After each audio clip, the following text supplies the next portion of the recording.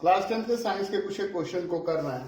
ये मेरा पहला क्वेश्चन है और उसमें पूछा जा रहा है कि जो मैमल्स हैं या बर्ड हैं उनमें जो हार्ट है वो 4 चैम्बर का होता है। आपको पता है ऑरिकल वेंट्रिकल ऑरिकल वेंट्रिकल। तो ये हार्ट का 4 चैम्बर होने का क्या सिग्निफिकेंस है, ये पूछा जा रहा है।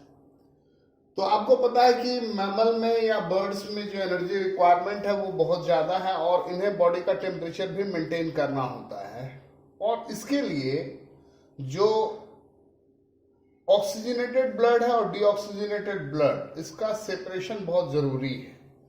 तो ये जो 4 चैम्बर हार्ट है वो क्या करता है, ऑक्सीजनेटेड और डीऑक्सीजनेटेड ब्लड को अलग अलग रखता है ताकि वो ब्लड मिक्स ना करे और जो एनर्जी रिक्वायरमेंट है और जो टेम्परेचर उससे मेंटेन करना है वो बना रहे। The separation keeps oxygenated and deoxygenated blood from mixing, allowing a highly efficient supply of oxygen to the body. This is useful in animals that have high energy needs, mammals and birds, which constantly use energy to maintain body temperature. तो ये इसका relevance है। मेरा second question है, what is the function of bile juice. तो basically आपको पता है कि स्टमक में एसिड का रोल होता है, HCl का। जो एसिड होता है वो क्या करता है, जो फूड के साथ जम्स वगैरह आ गए हैं तो उसको मारता है। और दूसरा क्या करता है कि प्रोटीन का डाइजेशन होगा और प्रोटीन के डाइजेशन के लिए जो एंजाइम रिक्वायर्ड है वो एसिडिक मीडियम में ही काम करता है। तो स्टमक में वो खाना जो है वो एसिडिक फॉर्म में रहता है दो पर्पस से। पहला पर्पस क्या है कि जम्स मर जाए और दूसरा कि प्रोटीन को पचाने वाला एंजाइम सही से कर सके। अब स्टमक से जब खाना आगे बढ़ेगा तो उसमें बाइल जूस मिलता है, फूड में बाइल जूस का सिक्रेशन मिलता है। बेसिकली बाइल जूस जो है वो फैट के डाइजेशन में काम आता है। तो फैट का डाइजेशन में काम आता है, जो फैट का डाइजेशन है उसको बोलते हैं हम लोग एमल्सिफिकेशन, उसमें यूज होता है।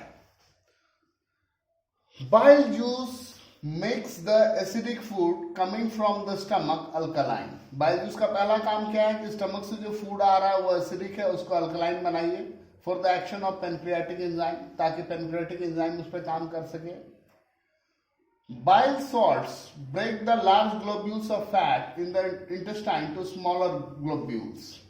और बाइल सॉल्ट जो है वो क्या करता है, जो फैट के ग्लोब्यूल्स हैं उसको तोड़ता है और ये प्रोसेस जो है ये एमल्सिफिकेशन कहलाता है। Increasing the efficiency of enzyme action, और बाइल जूस जो है वो एंजाइम के एक्शन को इंक्रीज कर देता है। This is similar to the emulsification action of soap on dirt. और ये जो प्रोसेस है वो सोप का जो एक्शन है डर्ट पार्टिकल पे उसी की तरह होता है। मेरा थर्ड क्वेश्चन है, what are the factor responsible for speciation. Speciation का मतलब होता है फॉर्मेशन ऑफ न्यू स्पीसीज। वो कौन कौन से कारक हैं जिसकी वजह से न्यू स्पीसीज बनता है।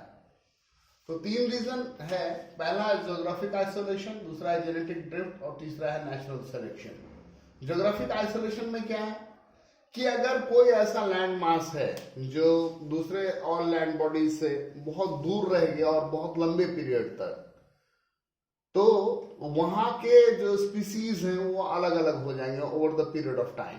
आपको पता है कि शुरू में सारे जो ये है कंटिनेंट्स वो जुड़े हुए थे, एक ही लैंड मास था पैंजिया। और अगर आप मैप खोल करके देखिएगा तो आपको अपरेंट लगेगा कि ऑस्ट्रेलिया कभी इंडिया के पास हुआ करता होगा, या जो साउथ अमेरिका है वो कभी अफ्रीका के बगल में हुआ होगा, आपको ऐसा लगेगा देख करके। तो ये सारा लैंड मास जुड़ा हुआ था, अलग हुआ। अब वो लैंड मास अलग हो गया तो क्या हो गया, वहां पर स्पीसीज की इंटरमिक्सिंग रुक गई। स्पीसीज की इंटरमिक्सिंग रह गई और ये अगर over a very long period of time अगर ये इंटरमिक्सिंग रुकी हुई है तो क्या होगा कि आपको धीरे धीरे डाइवर्सिफिकेशन दिखने लगेगा और वो डाइवर्सिफिकेशन अल्टीमेटली क्या होगा, it will lead into the formation of a new kind of species. When geographic barrier prevents interaction between species over a period of time, the subpopulation become more and more diversified. Geographic barrier की वजह से क्या हो रहा है, interaction नहीं हो रहा स्पीसीज का, तो डाइवर्सिफिकेशन होता जा रहा है। और ये डाइवर्सिफिकेशन होते होते over a period of time क्या होगा, 2 डिफरेंट स्पीसीज आर फॉर्म्ड। फिर जेनेटिक ड्रिफ्ट में क्या है, the accidental change in frequency of genes in small population is called genetic drift। Population का एक छोटा सा हिस्सा है और उसके जीन्स में चेंज आ जाए किसी भी रीजन से। और फिर तीसरा क्या है, natural selection. It is the process that results in the increase survival and reproductive success of individual. कोई स्पीसीज है और उसकी स्पीसीज के कुछ एक मेंबर्स हैं जिन्होंने क्या किया, अपने इंस्टिंक्ट से अपने आप को सरवाइव करवाया हार्ड सिचुएशन में भी, और उनको रिप्रोडक्टिव सक्सेस मिला। तो क्या होगा, वो कमिंग टाइम में जो एनवायरनमेंट है उसके लिए वो ज्यादा ढल जाएंगे, और बेसिकली जो नया पॉपुलेशन का चेंज चलेगा वो उसी इंडिविजुअल के जैसा होगा। It is the process that results in the increased survival and reproductive success of individuals that are well suited to their environment। आइए क्वेश्चन नंबर 4 देखते हैं। बोलता है वेन्स जो है उसके वॉल पतले होते हैं और उसमें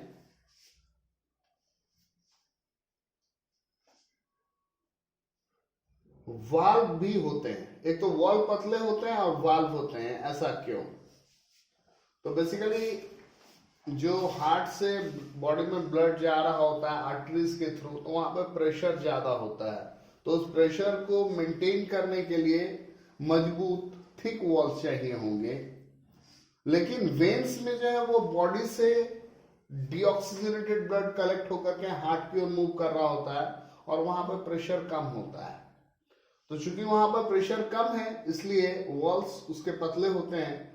और जो यहाँ पर वाल्व्स की बात लिखी है वो इसलिए ताकि बैकफ्लो ना हो जाए। बैकफ्लो हो जाएगा तो क्या होगा, इंटरमिक्स कर जाएगा वो ब्लड, तो उस चीज को भी रोकने के लिए। Veins have thin walls because blood there is no longer under pressure and they have valves to ensure that blood flows in one direction. मेरा अगला क्वेश्चन है कि गोट है और एक टाइगर है, तो उसमें से किसका स्मॉल इंटेस्टाइन लंबा होगा? तो आपको पता है कि जो हर्बीवोर हैं तो जो घास वगैरह है उसमें सेल वॉल होता है। सेल वॉल सेलुलोज का बना होता है और सेलुलोज का डाइजेशन जो है वो एक कॉम्प्लेक्स प्रोसेस है, तो उसको पचाने के लिए स्मॉल इंटेस्टाइन का लंबा होना ज्यादा जरूरी है। और जो कार्निवोर एनिमल है जैसे कि टाइगर, लॉयन या पैंथर या और कोई भी ऐसा एनिमल, तो उसका स्मॉल इंटेस्टाइन छोटा होगा। बात समझ में आ गई आपको? A goat will have a longer small intestine as digestion of cellulose takes longer time as it is a complex process। ये जो छठा क्वेश्चन आप देख रहे हैं वो इस बार के लिए इंपॉर्टेंट है। यहाँ आपको शॉर्ट नोट लिखना है यूरिन फॉर्मेशन पे। मैं बता दे रहा हूं कि ये इस बार के लिए इंपॉर्टेंट क्वेश्चन है। बेसिकली जो ब्लड का फिल्टरेशन हो रहा है वो किडनी में होता है। किडनी आपको पता है कि कहाँ है, क्या शेप है, बीन शेप है, लोअर एब्डोमिनल रीजन में है। और किडनी का जो फंक्शनल यूनिट है उसको नेफ्रॉन बोलते हैं। तो क्या होता है, blood passes through filtration units in the kidney called nephron. Nephron से पास करने के बाद again it passes through glomerulus in Bowman capsule. यहां पर उसका अल्ट्रा फिल्ट्रेशन होता है। जो फिल्ट्रेट है initially has glucose, amino acids, water, salts and nitrogenous waste.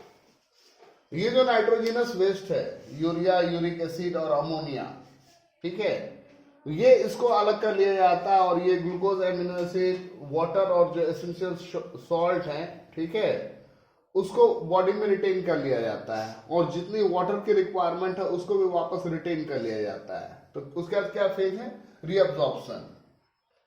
Water as per the need of the body, जितनी वाटर की जरूरत है उसको फिर से रीअब्जॉर्ब कर लिया जाता है, और ये ग्लूकोज और एमिनो एसिड जो है उनको भी रीअब्जॉर्ब कर लिया जाता है।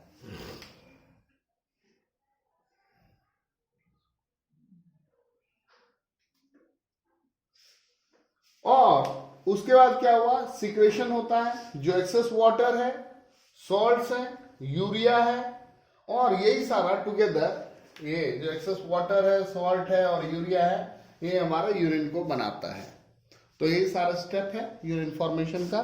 मैं आपको फिर से याद दिला दूं, ये क्वेश्चन इस बार के लिए इंपॉर्टेंट है। आइए क्वेश्चन नंबर 7 और 8 को देखते हैं। क्वेश्चन नंबर 7 है, what is the significance of pollination? Pollination का क्या मतलब है? एंथर से पॉलन ग्रेन का स्टिग्मा तक जाना, ये पॉलिनेशन कहलाता है, that you already know. Pollination दो टाइप का होता है, सेल्फ पॉलिनेशन और क्रॉस पॉलिनेशन, ये भी आपको पता है। सेल्फ पॉलिनेशन में क्या होता है? एक ही प्लांट के एक फ्लावर से निकल करके उसी फ्लावर में जाएगा या उसी प्लांट के दूसरे फ्लावर पे। क्रॉस में क्या होगा कि सेम स्पीसीज का एक फ्लावर से दूसरे पौधे के दूसरे फ्लावर पे गया। तो पॉलिनेशन में क्या फायदा है, क्या सिग्निफिकेंस है? तो सबसे पहला है कि ये मेल और फीमेल गैमेट्स जो है इनको क्लोज करता है फर्टिलाइजेशन के लिए, और अगर क्रॉस पॉलिनेशन हुआ है तो उससे क्या होगा कि वेरिएशन आएगा, नया प्रॉपर्टी आएगा। अब यह दूसरा क्वेश्चन देखिए, why aquatic organism have fast rate of breathing? जो टेरेस्ट्रियल ऑर्गेनिज्म है उनको क्या करना है? खुले में सांस ले रहा है, एयर ब्रीथ कर रहे हैं, उसमें ऑक्सीजन का रेट परसेंटेज ज्यादा है। लेकिन जो एक्वाटिक ऑर्गेनिज्म है उनको क्या करना है? ऑक्सीजन जो कि पानी में घुला हुआ है, the oxygen that has been dissolved in water, उनको वो खींचना है। तो ऑब्वियसली वहां पर तो ऐसे ही कम है और उसमें से उसको खींचना है, तो उसका रेट ऑफ रेस्पिरेशन जो है वो फास्ट होगा। टेरेस्ट्रियल मतलब जो जमीन पे, एरियल मतलब जो हवा में, आर्बोरियल जो पेड़ पर, और एक्वेटिक जो पानी में। Terrestrial organism can obtain oxygen directly from the air and have slow breathing rate, but aquatic organism have to obtain oxygen for respiration which is dissolved in water. Since the oxygen dissolved in water is fairly low, मात्रा कम है, the rate of respiration is faster, और इसलिए rate of respiration जो है वो fast होता है। तो यही थे कुछ एक सिर्फ बायो के क्वेश्चन लिए थे मैंने, ठीक है। Thank you.